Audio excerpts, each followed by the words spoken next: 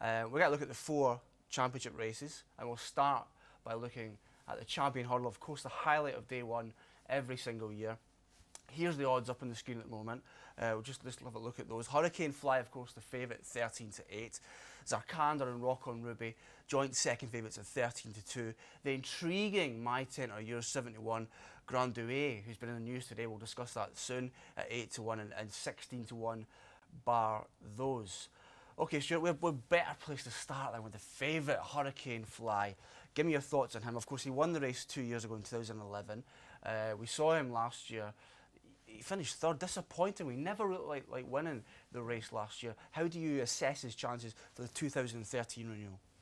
There's nothing we don't know about Hurricane Fly. You know, he's running 17 Grade 1s. I think he's won 14 of them, which is an unbelievable record. I think he's had a better prep this year than he did last year. He's had 3 runs as opposed to 1. You know, he's been beating the same opposition in Ireland, the likes of Thousand Stars and Unaccompanied.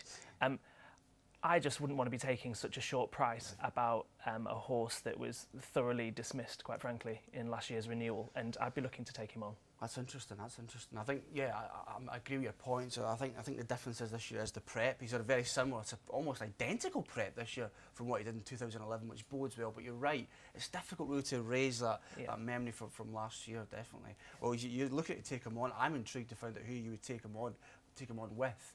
So let's have a look at the rest of the contenders here. Zarkandar is 13-2, 5th in this race last year, despite a very, very limited preparation. But he's been really impressive this year, the Paul Nicholls charge. He won the elite hurdle at Wincanton at the start of the season, and then he won the international just before Christmas at Cheltenham. I like this horse. Is he good enough to win a champion hurdle? I think he is. I think he is. My slight concern would be his hardiness. I thought it was really impressive in the elite hurdle at Wincanton, actually, funnily enough, more impressive than in the international, which is the sort of the recognised prep. He won the Triumph, and he's trained by Paul Nicholls. I'd definitely prefer him to Grand Douai, for instance. Sure. I think he's a more likely type, but still, he wouldn't be the one I'd choose. Okay. Let's move on then to the defending champion. The defending champion here we see 13-2, 6.5-1, Rock on Ruby. You sometimes forget this horse is the defending champion. I don't think he gets anywhere near the credit he deserves. He's won this race before. He put up a decent effort in the international back at Christmas there. Of course, won that race at Doncaster last Monday. That of course was marred by Darlan's tragic death. But I don't think it gets the respect by the racing public and the bookmakers. Would you agree? I completely agree. I completely agree. I thought last year's performance was magnificent.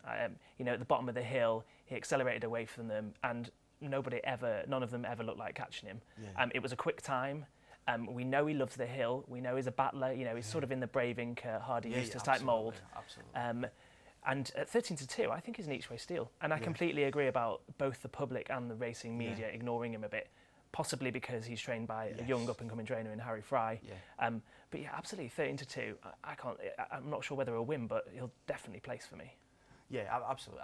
I completely get your Hardy Eustace comparison there. You know, Hardy Eustace, I think when he won his first champion hurdle, the year after that, there was still no really any recognition because I think they picked the pocket at Rooster Booster. But the following year, when he won that epic renewal in 2005, then the plaudits came quite readily. So it could be the same for Rock on Ruby next month, definitely. I think the most intriguing horse in the race, when you look at what happened last weekend at the moment, if it even runs, of course, is My Tent or Yours, who absolutely hosed up in the Betfair hurdle last Saturday in Newbury. It was absolutely extraordinary. We were both taken by surprise by that.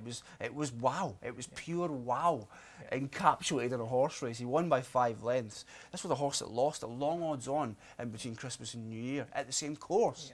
So there's a lot of ifs and buts about My Tent or Yours. Just very quickly first, before you give us your thoughts on the horse, would you run him in the Champion or the Supreme? I'd run him in the Supreme every day of the week. I think they're thinking about going for the big one because of what happened with Darlan. Because you never know what's going to happen to your horse. It might get cast in its box, or have a tragic accident or what have you. But I think the Supreme Novice is the race for him. I don't think you need to rush horses, and I wouldn't fancy him against the older crowd. Yeah, I think he's still got a lot to prove, really, and the Supreme is a tough race in itself. I think it's 13-8 for the Supreme. I wouldn't be backing him at that. Oh, no, I think we've talked about this before, but that race, I've been at Cheltenham many years where there's been audible groans in the crowd as a 50-1 shot like Ibazian, I remember a few years ago. Everyone was literally like, what and who is this horse? So 13-8 about any novice, not for me. Absolutely. Favourite's got a terrible record in the Supreme. Let's talk about Grand Douay next. A horse that's been in the news all day. It's been on Twitter all day. He must be trending on Twitter all day. First, we heard this morning that he was a big doubt for this race. In fact, a lot of the bookmakers had withdrawn him from the betting. Okay. And then Nicky Henderson came out and said, no, that's not the case at all. He still could run on Saturday in the King Will Hardot Wincanton. A lot of uncertainty, a lot of confusion over Grand Douay. A decent animal, but it tends to be made of glass, this horse. Bad injury problems. Second in the International at Christmas, ahead of Rock on Ruby. Where do you stand in Grand Douay's chances? Yeah, I like my horse. My horse is a bit more hardy than him, quite frankly. Yeah. He was off for a year in 2011, wasn't he? So he finished behind Zarkanda in the Triumph, then was off until the following year's International.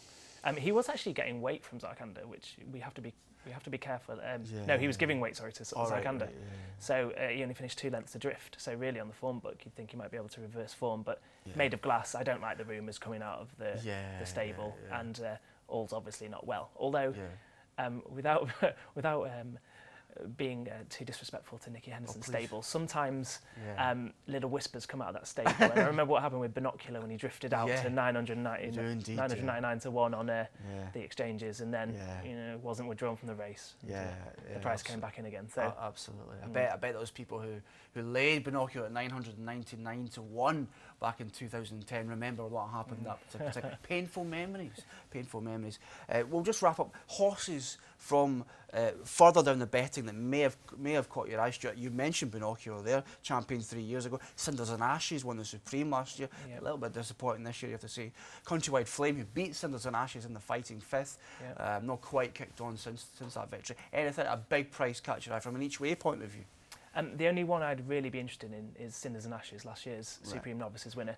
About 16-1 this time.